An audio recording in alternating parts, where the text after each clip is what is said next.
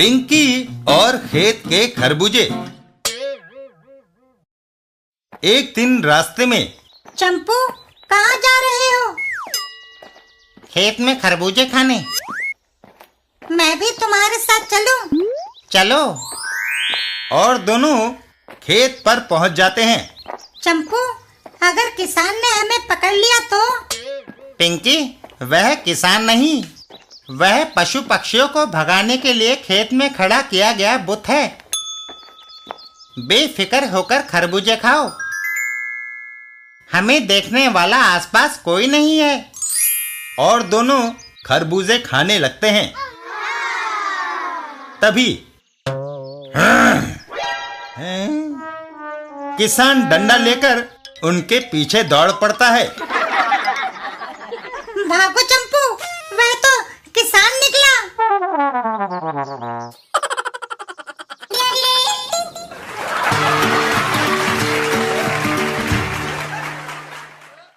बिल्लू और कर्नल 303।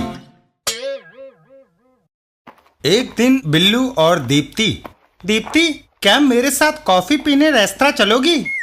नहीं बिल्लू, मेरी टीचर का आज बर्थडे है, मैं उन्हें मुबारकबाद देने जा रही हूँ। दूसरा कौन मेरे साथ जा सकता है? जोजी। बिल्लू जोजी को फोन मिलाता है। हेलो जोजी, क्या तुम मेरे साथ रेस्तरां चल सकती हो? बिल्लू, मुझे तुम्हारे साथ जाना बड़ा अच्छा लगेगा, पर मुझे अपने डैडी से इजाजत लेनी होगी। तुम होल्ड ऑन करो। जोजी के डैडी कर्नल 303। डैडी, क्या मैं अपने सहपाठी के साथ रेस्तरां चली जाऊं? अगर तुम्हारी फ्रेंड लड़की है तो यस, अगर वह लड़का है तो नो। अगर कोई लड़का मेरे घर पर आया तो मैं उसे देखते ही गोली मार दूंगा। बिल्लू, मेरे पिता पुराने विचारों के हैं, वह लड़कों का लड़कियों के साथ मिलना जुलना पसंद नहीं करते। अगर तुम हमारे घर आए तो मेरे पिता तुम्हें गोली मार देंगे। अब क्या किया जाए? तभी बिल्लू को एक उपाय सूझता है। आइडिया। बिल्लू की मम्मी, क्या एक दिन के लिए तुम मुझे अपनी एक अच्छी सी साड़ी दे सकते हो? तुम्हें उसकी क्या जरूरत पड़ गई? एक नाटक खेलना है। यह कैसी रहेगी? बढ़िया। अब तुम जाओ, तुम्हारे सामने इसे पहनने में मुझे शर्म महसूस होगी। बिल्लू साड़ी पहनता है।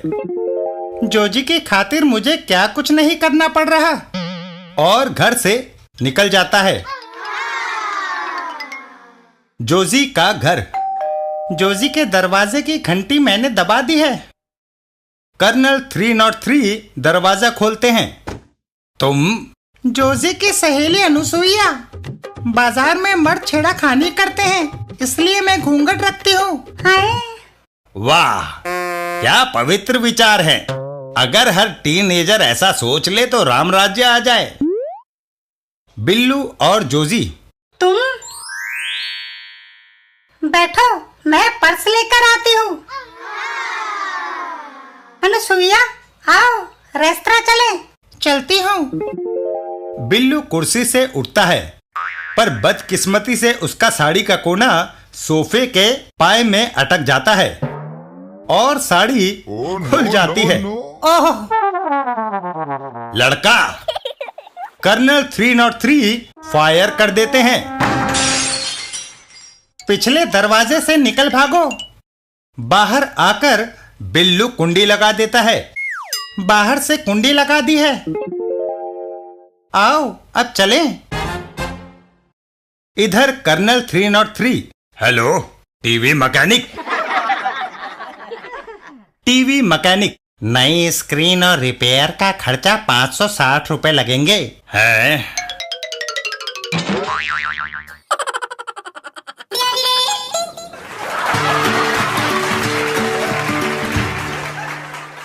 चाचा चौधरी और तालाब में अंगूठी। एक दिन चाची ने सारे घर में झाड़ू लगाई। अर्र भगवान, हम जहाँ भी बैठते हैं तुम वही धूल उड़ाना शुरू कर देती हो। क्या झाड़ू न लगाऊं? तुम लोगों ने सारा दिन मूंगफली खा खा कर छिलके घर में बिखेर दिए हैं। झाड़ू न लगाऊं तो घर म्यूनिसिपैलिटी का कूड़ेदान लगे। अरे भगवान, इतनी गर्म क्यों होती हो? चाचा चौधरी साबू को लेकर घर से बाहर चल देते हैं। चल भाई साबू, कहीं बाहर चलें। चाची तुम्हारी आज काफी गर्म है, कहीं ये एटम बम की तरह हमारे ऊपर ही ना फट पड़े। चाचा चौधरी और साबू बाहर घूमने निकल जाते हैं। रास्ते में अरे, ये किसके रोने की आवाज है? देवी जी, आप रो क्यों रही हैं? सुबह मैं इस तालाब में नहा रही थी कि मेरी उंगली से बहुमूल्य अंगूठी उतरकर पानी में गिर गई। उसमें लगे हीरे ही 50,000 के थे। तो रोने की क्या बात है? वह गोताखोर तुम्हारी अंगूठी ढूंढने में लगे हुए हैं।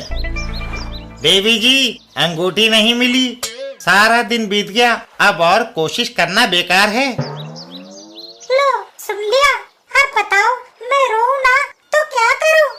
यदि अंगूठी ना मिली तो मैं रो रो कर अपनी जान दे दूंगी। ठहरो एक मिनट, तुम्हारी अंगूठी अभी मिल जाती है।